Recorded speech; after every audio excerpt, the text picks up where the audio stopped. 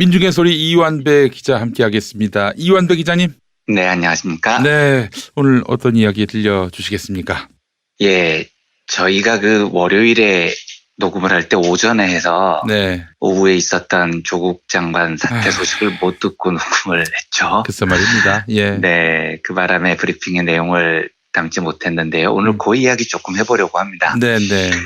근데 정치적인 구도나 뭐 사퇴 이유나 이런 문제들은 제가 전혀 아는 바가 없어서 덧붙일 말이 있을까 좀 고민스러웠는데 많은 분들이 지금 상황을 많이 아쉬워하고 계시죠. 그래서 아니, 오늘은 아쉬운 정도가 아니라 그야말로 네. 멘붕입니다. 멘붕. 그렇죠. 좀 예. 그런 분위기예요. 네, 그래서 오늘은 사회의 변화라는 것이 어떤 과정으로 이루어지는가라는 주제로 이야기를 나눠보겠습니다. 네.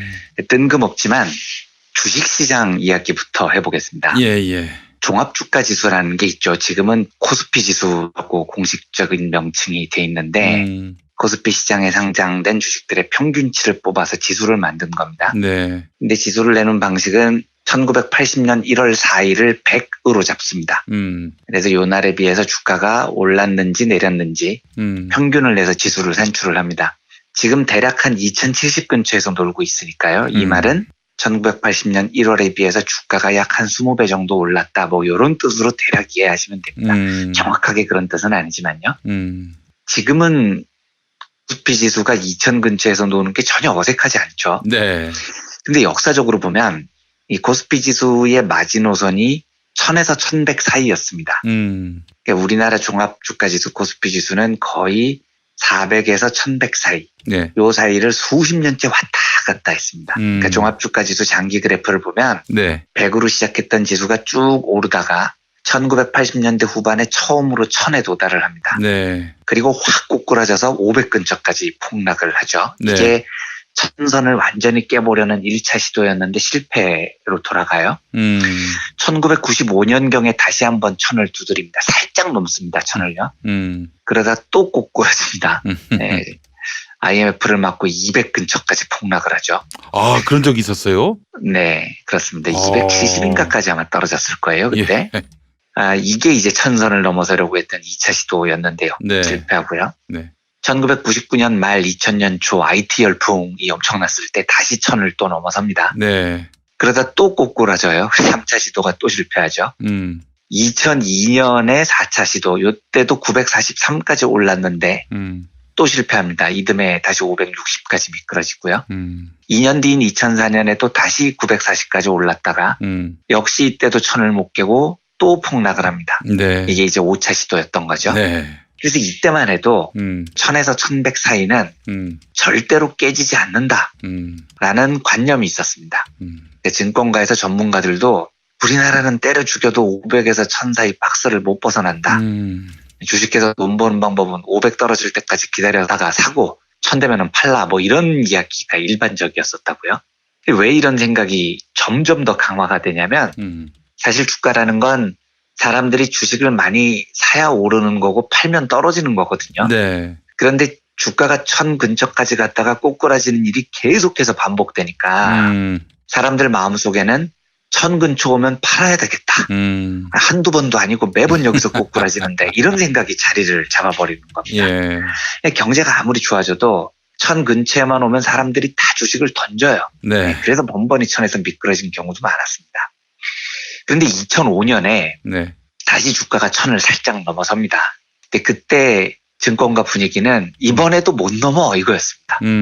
이제 요즘 증권 전문가들한테 물어보면 에이 나는 그때 1000 뚫을 거라고 예상했지 이러는 사람들 무지 많은데 다 멍해요. 제가 그때 증권 기자였기 때문에 네. 생생히 기억합니다. 1000명 중에 999명은 이번에도 1000에서 꼬꾸라진다라고 다들 예상을 했었어요. 그런데 2005년에 마침내 한국 증시의 대역사가 이루어집니다. 이에 종합주가지수가 1000을 넘더니 연말에 1300을 뚫더라고요. 25년 동안 안 깨졌던 1000이 이때 완전히 깨진 겁니다. 증권가에서는 뭐 난리가 났죠. 감격적인 순간이라고요. 네. 심지어 이게 거품이 아니었던 게 이듬해인 2006년에도 이 선이 유지가 됩니다. 1년 내내 주가가 1400 근처에서 돌았습니다. 네. 그리고 2007년에 다시 폭발적인 상승세를 타서 그해 7월에 2,000선을 뚫습니다. 그 전까지 25년 동안 500에서 1,000 사이에 놀던 주가가 역사적인 점프를 해서 네. 이제 2,000선에 안착을 한 거죠. 네. 제가 여담입니다만 우리나라 재벌들은 참여정부에 고마워해야 됩니다. 네. 우리나라 보수정권 그 어떤 기간에도 해내지 못했던 역사적인 증시 점프를 참여정부 때 만들어냈거든요. 자본시장 활성화가 사실상 완성된 때도 참여정부 때였습니다. 네. 재벌들이 이때 재산 다 5배, 10배씩 불렸어요. 주식으로요. 여담이지만 주가에 대해서만 이야기하면 사실 저는 이 수치를 그렇게까지 중요하게 보진 않은데 네. 압도적으로 민주정부일 때 주가가 훨씬 많이 올랐습니다. 그러네요. 예, 김영삼 때 IMF 터져서 270까지인가 꼬꾸러졌던 주가를 김대중 정부가 1,000 위로 올려놓거든요. 참여정부 때는 역사적인 점프로 2,000 위까지 끌어올려요. 우리나라 역대 최고 코스피 지수가 2,607입니다. 이것도 작년 1월 문재인 정부 때 기록이에요. 그러니까 네. 뭐 다시 말씀드리지만 저는 이 수치를 매우 중요하게 생각하지는 않지만 네. 적어도 주식 많이 갖고 있는 재벌들은 민주정부에 감사해야 된다고요. 네. 그런데 이제 제가 왜 뜬금없이 주식시장 이야기를 드리냐면 제가 2005년 때 증권거래 기자였기 때문에 저도 그때 1,000을 절대 못 넘을 거라고 생각했었어요. 당시 분위기가 그랬습니다. 그런데 이게 훅 하고 넘어가더라고요. 네. 진짜 놀랐습니다. 한번 훅 하고 넘어가더니 완전히 새로운 세상이 됐습니다. 2008년 글로벌 금융위기 때 폭락했을 때를 제외하면은 네. 이제는 종합주가지수가 2,000인 게 너무나 정상적인 사회가 돼버렸죠. 그래서 제가 1,000이 마지노선이었던 적이 있었다 이런 이야기를 하면 요즘은 에이 설마 이런 답이 들립니다. 그런데 진짜 그때는 1,000이 넘을 수 없는 고지였고 그게 20몇 년 동안 이어져 왔었다고요. 자, 뭐 여담이 길었는데 오늘 주제로 넘어가 보겠습니다. 네. 마르크스가 정립한 정치경제학에서는 양질전환의 법칙이라는 말이 나옵니다. 네. 그런데 사실 이 법칙은 뭐 정치경제학 법칙이라기보다는 자연법칙에 가깝습니다. 그리고 독일의 철학자 헤겔이 변증법이라는 철학을 확립하면서 철학으로 끌고 들어온 겁니다. 네. 그리고 마르크스는 이 자연법칙이자 철학법칙을 경제학으로 끌어들인 공로가 있는 거죠.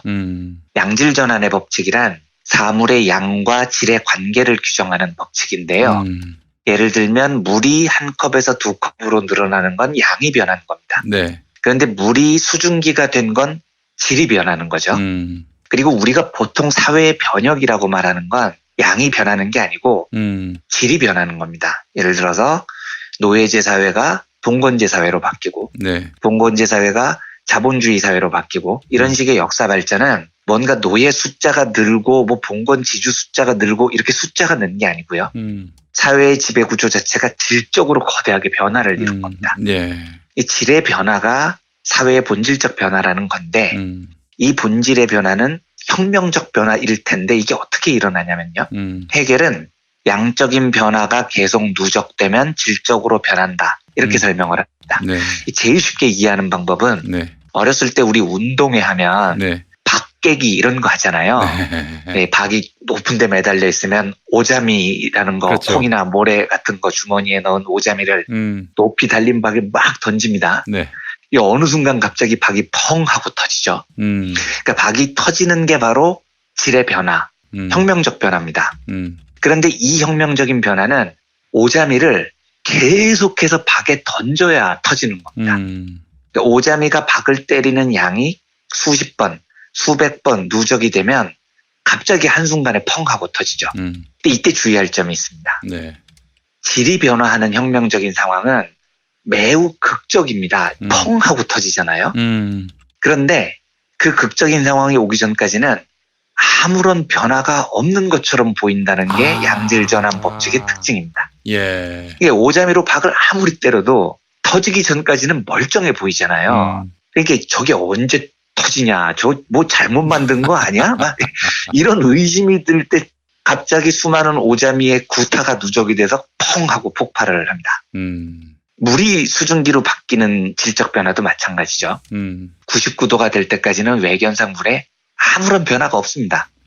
그냥 물이에요. 그런데 가열이 계속 누적되다 보면 딱 100도가 되는 순간 삽시간에 액체가 거짓말처럼 기체로 바뀌기 시작을 합니다.